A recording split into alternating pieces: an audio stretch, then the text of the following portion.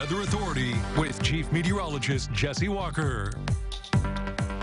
Hey everybody, here's a live look with our Grade Post building cam. We're taking you over to Effingham, Illinois. A few breaks in clouds starting to show up now in some of our western counties as the storm system kind of moves away from this area. And hey, I've got a little trivia question. I've got it up on my social media as well. What day is the peak of tornado season? Or in other words, the day with the most tornadoes reports for a single day. And there you got your options, May 15, 20, 25, or 30.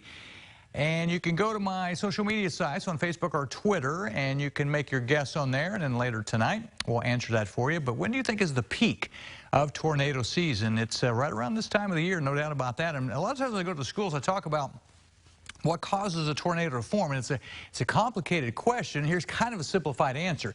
You have surface winds blowing at one direction, and then you have upper level winds blowing at a little bit of a different direction. We call that wind shear. So one direction here, a little different direction up here.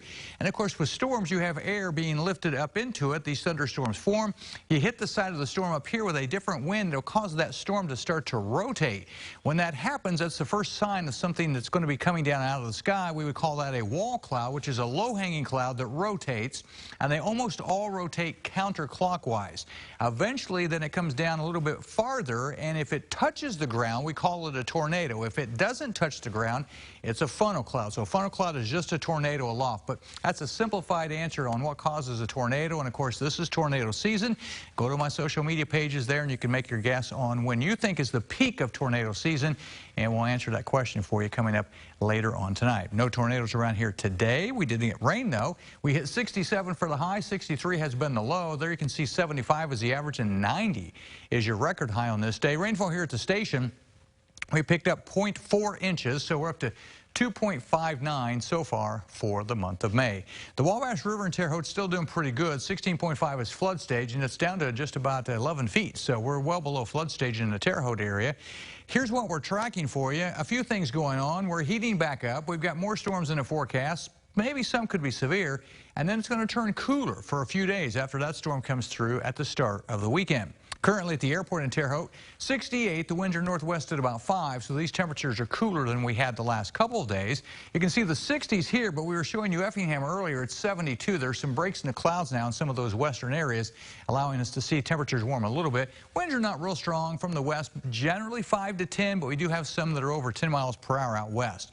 This storm is moving away from the area, and drier air is moving in from the west. So for the overnight, we'll be looking for partly cloudy skies, but watch for some fog to develop.